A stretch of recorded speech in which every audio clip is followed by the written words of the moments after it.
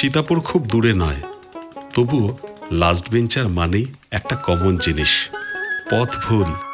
আমরাও ভুললাম।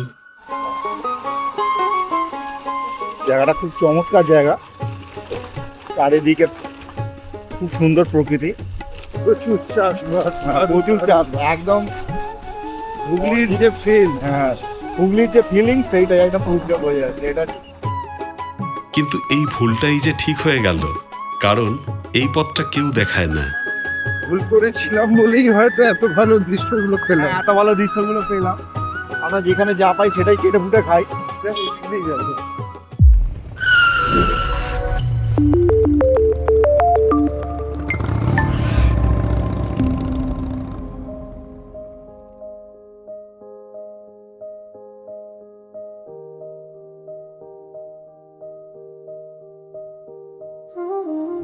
আমি নীলু, পথের নেশা একবার যাকে ধরে তাকে আর ছাড়ে না, তাই আবার পথে। हम दो दोस्त निकले हैं सफर पे, कंधे पे সঙ্গে আজ বিবেক নেই, আছে দেবাশিস আর নতুন সঙ্গী দীপক। के रास्ते कहानियां। দীপক রং দিয়ে গল্প বলে, চিত্রশিল্পী, কিন্তু আজ আমাদের পথের সঙ্গী।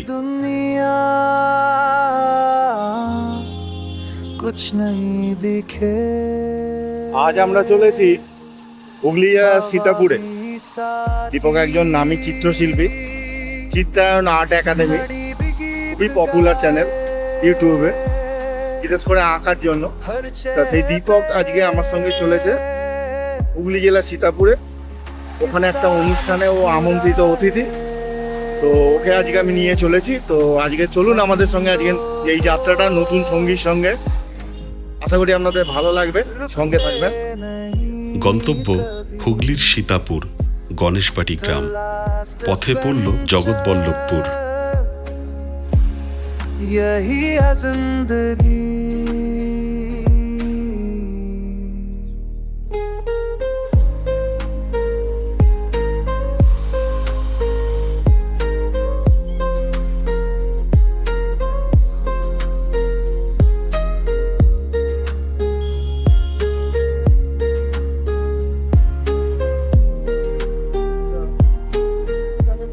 দেবাশিস বলল, চলো একটা জায়গা দেখাই। পালবাড়ির টেরাকোটার শিব মন্দির, সিংহবাহিনী মন্দির। কিছুদিন আগেও সংস্কার চলছিল, আজ দাঁড়িয়ে আছে নতুন রূপে। মজার ব্যাপার, সময় বদলে যায়, কিন্তু কিছু জিনিস আছে যা বদলায় না।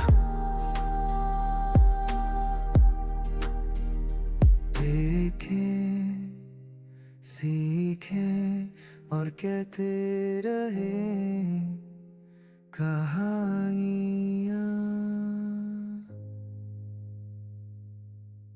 সীতাপুর খুব দূরে নয়, তবুও লাস্ট বেঞ্চার মানেই একটা কমন জিনিস, পথ ভুল। আমরাও ভুললাম।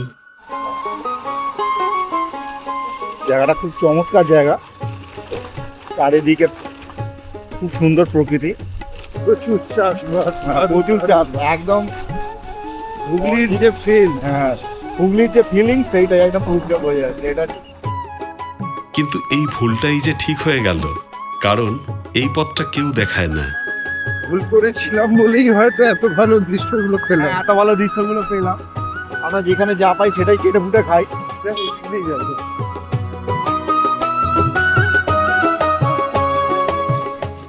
অবশেষে সঠিক জায়গা,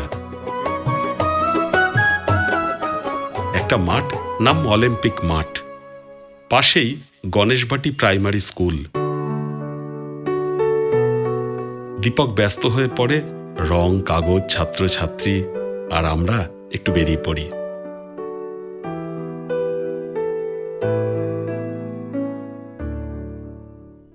আজ আমরা এসেছি হুগলি জেলার সীতাপুর অঞ্চলের গণেশবাটি গ্রামে। খুব সুন্দর গ্রাম, সমৃদ্ধ গ্রাম। গ্রামের ভেতর শ্মশান ঘাট, একটা ছোট নদী, আর আর নির্জনতা। প্রতিটা বাঁকে একটা নতুন দৃশ্য, মনে হয় কেউ যেন ইচ্ছে করে লুকিয়ে রেখেছে। আজকাল আর মেঠো রাস্তা নেই, সব রাস্তায় কংক্রিট বানানো হয়ে গেছে, তবুও গ্রাম সেই গ্রামই আছে।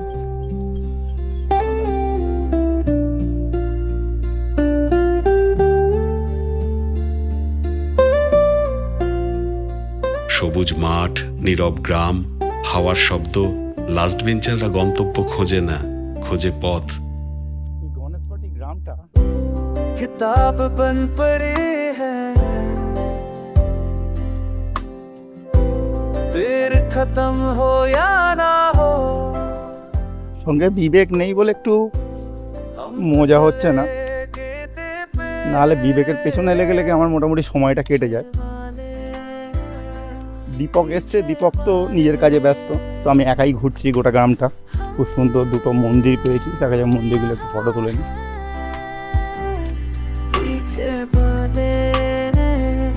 पीछे वाले अभी यहाँ है, रूल्स तोड़ना है काम, मस्ती करना है। আপনি এখান থেকে টার্নিংটা পেরোবেন, ওখান থেকে হুগলি ডিস্ট্রিক্ট পড়ে যাচ্ছে, ওটা গণেশবাটি আন্ডারে। আচ্ছা, আর এইটা হলো ঝিংড়া। এটা হচ্ছে ঝিংড়া গ্রাম। আচ্ছা, এই গ্রামের লোকের মানে জীবিকা কি আছে? এই গ্রামের লোকের বেশিরভাগ জীবিকা হচ্ছে কৃষিকাজ, কৃষিকাজ। আর কিছু তাগিদে বাইরে থাকেন, বাইরে জব করেন। কাছেই শীতলা মায়ের স্থান, একটা পাথর, তার উপর দেবীর মুখ।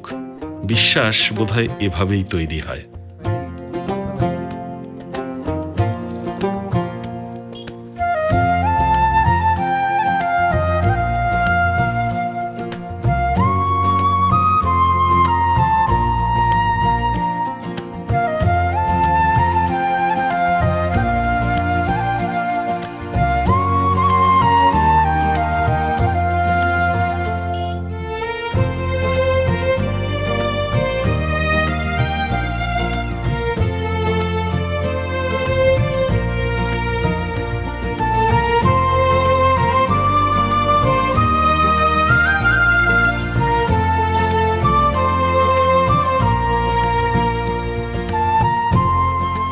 আজ এসছি হুগলি জেলার সীতাপুর অঞ্চলে বাগানটা গ্রামে, গণেশবাটি এবং বাগানটা গ্রামে।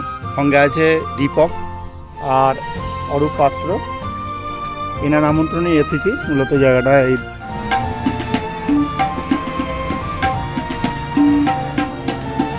গ্রামের পথ, ঘরের মানুষ, সরলতায় ভরা। এইসব জায়গায় অতিথি বলে কিছু হয় না। খাওয়ার পর আবার একটু পথ। কানা নদী বর্ষায় ভরে ওঠে, এখন প্রায় শুকনো। পাহাড় না থাকলেও এখানে গল্প আছে। কংগ্রেসের প্রথম সভাপতি উমেশ চন্দ্র বন্দ্যোপাধ্যায়ের বাড়ি। কোনটা? তাই উমেশচন্দ্র বন্দ্যোপাধ্যায় এখানকার লোক? এটা নাকি বলে আমার বাড়ি বলে, তো এখানে মানে বেশি আগে গিয়ে থাকতেন যেমন এখন।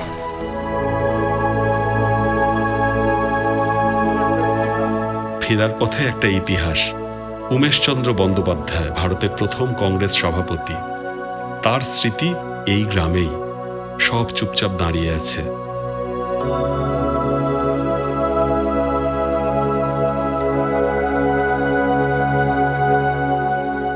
বিকেল নামে অলিম্পিকের মাঠে কচিকাচাদের ভিড়। ক্যারাটে প্রশিক্ষণ চলছে। ছোট ছোট হাত, বড় বড় স্বপ্ন।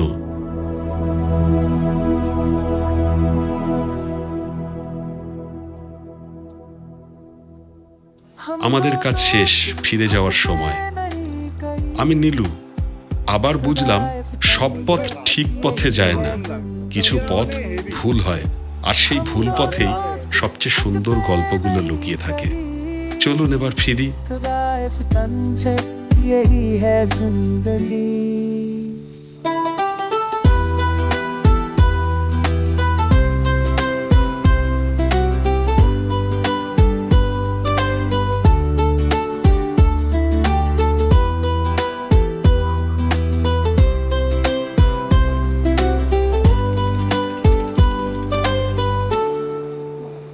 हम अभी साथी नदी की गीत ना है, पर चहेते একটা অনুরোধ করব, একটা সাবস্ক্রাইব ও লাইক করার জন্য।